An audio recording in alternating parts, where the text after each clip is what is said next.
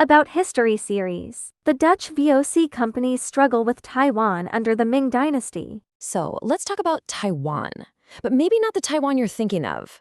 We're going back to the 1600s, a time when empires were clashing, huge fortunes were up for grabs, and the fate of this one island was literally being forged in fire.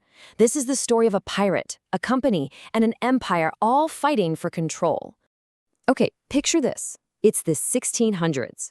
The Taiwan Strait, it's basically the superhighway for trade between China and the rest of the world. And for a while, this incredibly valuable route wasn't run by some big empire or a powerful king. Nope, it was all controlled by just one guy. A single, kind of mysterious figure who basically held the keys to a global fortune. So who was this guy? We know his name was Zheng Zhilong, but that name doesn't really tell you the whole story. And that's really the big question we're tackling today. Was he just a pirate? A super savvy businessman? Or was he maybe the founder of a nation? Let's dive in and figure it out. All right, before we can even get to the chaos of the 1600s, we have to rewind, like way back, because Taiwan's story didn't start with European ships. It has always been a destination, a place people were moving to for thousands and thousands of years. I mean, we're talking tens of thousands of years ago.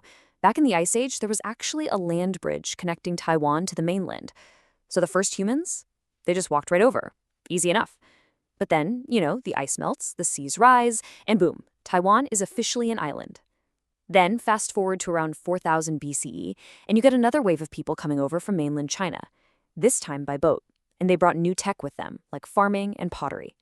These folks were the ancestors of today's Austronesian peoples. So the big takeaway here is that Taiwan's history has never just stood still. It's a story of constant motion, right? Wave after wave of people arriving and shaping the island.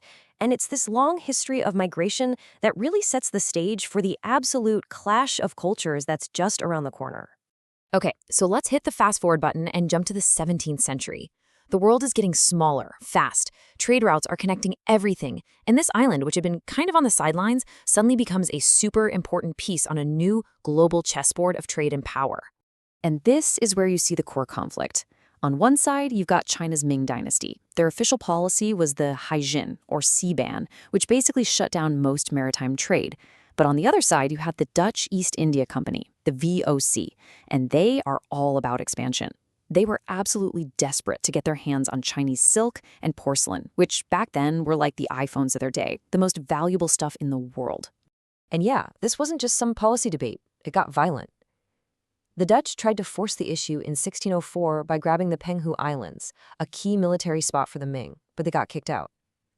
So they came back in 1622, this time for real. After a year of fighting, they cut a deal. The Dutch would get off Penghu, and in return, the Ming would kind of look the other way while the Dutch set up a base on Taiwan, which wasn't officially Ming territory. And just to make things even more complicated, their big rivals, the Spanish, show up 2 years later and build their own fort in the north. The whole island was basically a powder keg waiting to blow. And right into the middle of all this chaos steps our main character.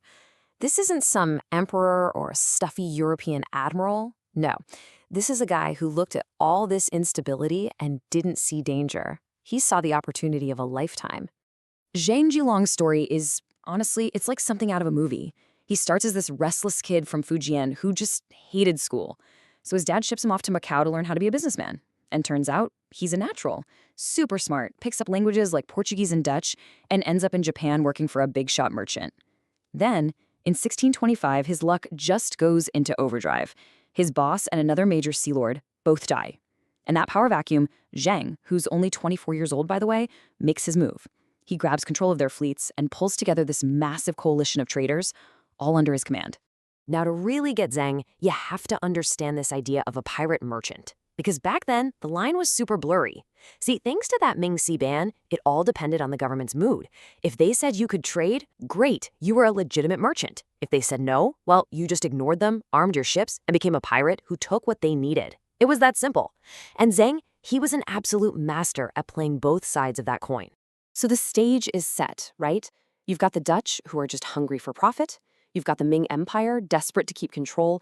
And then you have Zheng Zhilong, building his own private empire right under their noses. Yeah, a collision wasn't just likely, it was totally inevitable. The Dutch quickly found themselves in a really tough spot.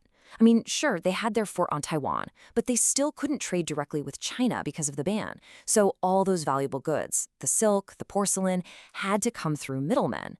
And who was the biggest middleman of them all? You guessed it, Zhang Zhelong. He controlled the entire supply chain. As one Dutch official basically said, their whole presence there was pretty much meaningless without him. But here's the thing about the Dutch East India Company. They were businessmen, not diplomats. And they were getting really tired of paying Zhang's prices and playing by his rules. They figured, hey, we have the most advanced warships in the world, let's just eliminate the middleman. So in 1633, that's exactly what they tried to do. They launched a massive surprise attack on Zhang's fleet. You know, on paper, this should have been an absolute blowout. The Dutch rolled up with these giant warships, basically floating fortresses covered in cannons. Zhang's fleet was mostly made up of traditional Chinese junks. They were smaller, way more nimble, but they were no match in a straight-up cannon fight. But see, Zhang was smart. He knew he wasn't going to win a cannon fight, so he came up with a totally different plan. So at the big showdown, the Battle of Lialolo Bay, Zhang played his ace. He took dozens of his own ships, packed them with explosives, set them on fire, and sent them sailing right into the Dutch formation. These smaller, faster fire ships just swarmed the big, clumsy Dutch galleons. It was pure chaos, and it was brilliant. The Dutch fleet was completely shattered, and this was a huge deal. It was the first time ever that a Chinese fleet had defeated a major European navy. That one battle, just one battle, completely flipped the script on who was in charge. Zhang Zhelong went from being a really powerful merchant to being the undisputed king of the China Seas, period. This was the new reality. After that humiliating defeat, the Dutch had no choice. They had to play by Zhang's rules, paying him for protection and trading on his terms.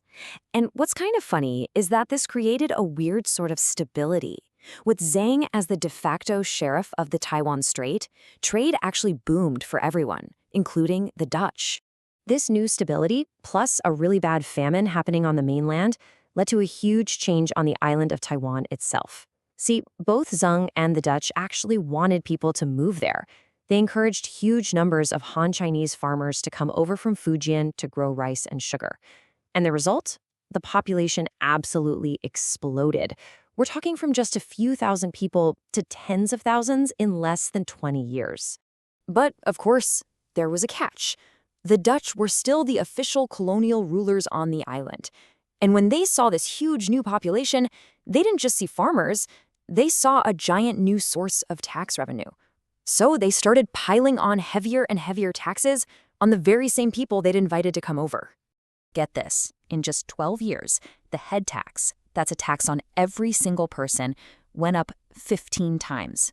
15. So while the population was growing, the taxes were just skyrocketing by 1,500%. It was completely unsustainable, totally exploitative, and it was pushing people right to the edge. And in 1652, they finally reached that breaking point. A man named Wu Huaiyi, who used to be one of Zhang Zhelong's guys, by the way, led an uprising. Thousands of desperate farmers rose up to try and kick the Dutch out. The rebellion was incredibly fierce, but in the end, Dutch military power was just too much. The uprising was crushed, and with horrifying brutality.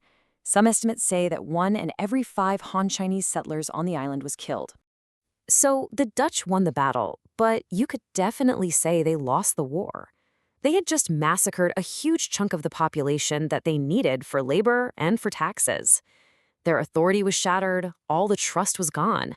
And their 38-year run as rulers of Taiwan, yeah, it was living on borrowed time. So this leaves us in a really interesting spot, doesn't it? The Dutch colonial experiment is basically falling apart from the inside. Meanwhile, out on the seas, you have this pirate king who controls the most powerful navy in the region. The old system is dying, a new one is trying to be born, and the entire future of Taiwan is just hanging in the balance. As for what happens next, well, that's a story for another explainer.